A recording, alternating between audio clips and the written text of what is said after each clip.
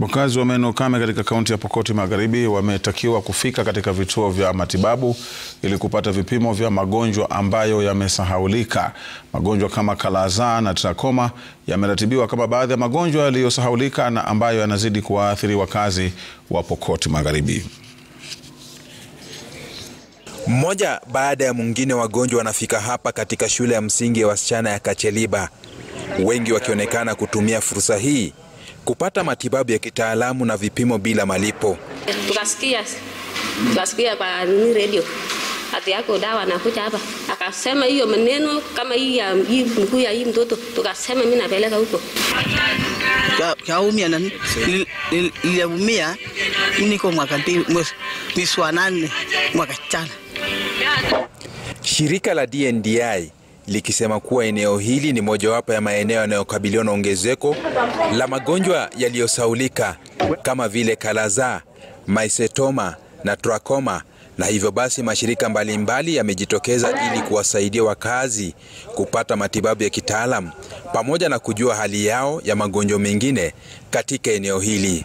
Tuko na msichana amekuja leo ambao vile umesikia amekuwa na mguu ikifura miezi kadhaa na inakuja ikipotea, na vile alikuwa anatueleza kuhusu hizo shida ambao amekuwa nayo inatuonyesha kama ni hizo maugonjwa ambao tunatafuta leo.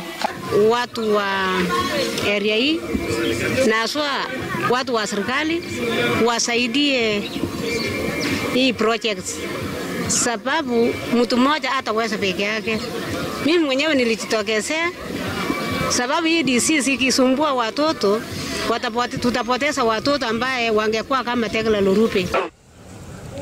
Wizara ya Afya kaunti ya Pokot Magharibi ikiweka mikakati ya kuhakikisha hospitali katika maeneo haya ina vifaa na maafisa wa kutosha ili kuwapa fursa wakazi kupata matibabu bila kulazimika kusafiri mwendo mrefu. Tujumuike pamoja, tuhamasishe watu wetu. Kuna ugonjwa inaitwa kalaza ama termes ambayo inasumbua watu wetu sana na inafanya figo inafura na pia inaleta complications ambayo inanyonya damu. Mara nyingi akina mama, watoto, wazee wanapoteza damu. When you go to hospital you are told you are anemic. So wacha nizungumzie mdudu ambaye analeta hii, anaitwa vector. Vector anaingia kwenye termite hills. Wale ambao tunaendesha gari kutoka Makutano tukiteremka chini, kuna hills ambao inaitwa termite hills. Wakati termites hawako, sunfly wanaingia pale. Wakazi sasa wakitakiwa kufika katika vituo vya afya kufanyiwa kaguzi ili wapate matibabu mapema.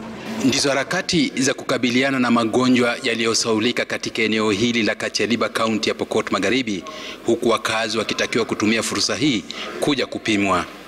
Collins Shitiabai, runinga ya Citizen, kaunti ya Pokot Magharibi.